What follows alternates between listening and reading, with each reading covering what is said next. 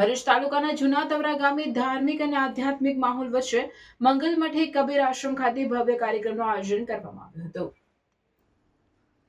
પવિત્ર નર્મદા નદીના કિનારે આવેલ મંગલ મઠ પરિસરમાં નવનિર્માણ પામેલ મંદિર ખાતે મંગલનાથ મહાદેવની પ્રાણ પ્રતિષ્ઠા વિધિ વૈદિક મંત્રોચ્ચાર અને પૂજાપાઠ સાથે ધામધૂમપૂર્વક સંપન્ન થઈ હતી.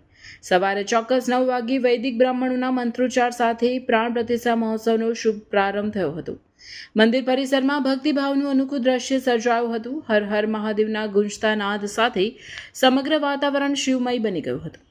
વિધિ દરમિયાન વિવિધ ધાર્મિક ક્રિયાઓ, કલશ સ્થાપના, પૂજન અને અર્ચન કરવામાં આવ્યા હતા.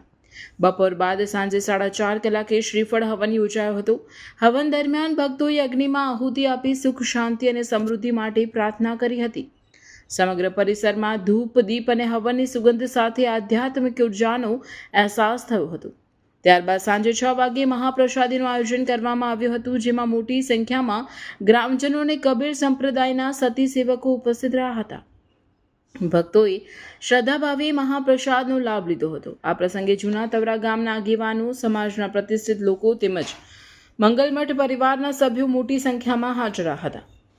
પવિત્ર નર્મદા તટ પર યોજાયેલા ભવ્ય ધાર્મિક કાર્યક્રમ ગામ માટે ગૌરવનો વિષય બન્યો હતો. મંગલનાથ મહાદેવ મંદિરની પ્રાણ પ્રતિષ્ઠા સાથે જ સમગ્ર વિસ્તાર ભક્તિમય બની ગયો હતો અને ભક્તોમાં અદ્ભુત ઉત્સાહ અને આનંદ જોવા મળ્યો હતો. આ રીતે મંગલમઠ કબીર આશ્રમ ખાતે મંગલનાથ મહાદેવની પ્રાણ પ્રતિષ્ઠા વિધિ સફળતાપૂર્વક અને ભવ્ય રીતે સંપન્ન થઈ હતી. રિપોર્ટર અવી સૈયદ, ભરૂચ.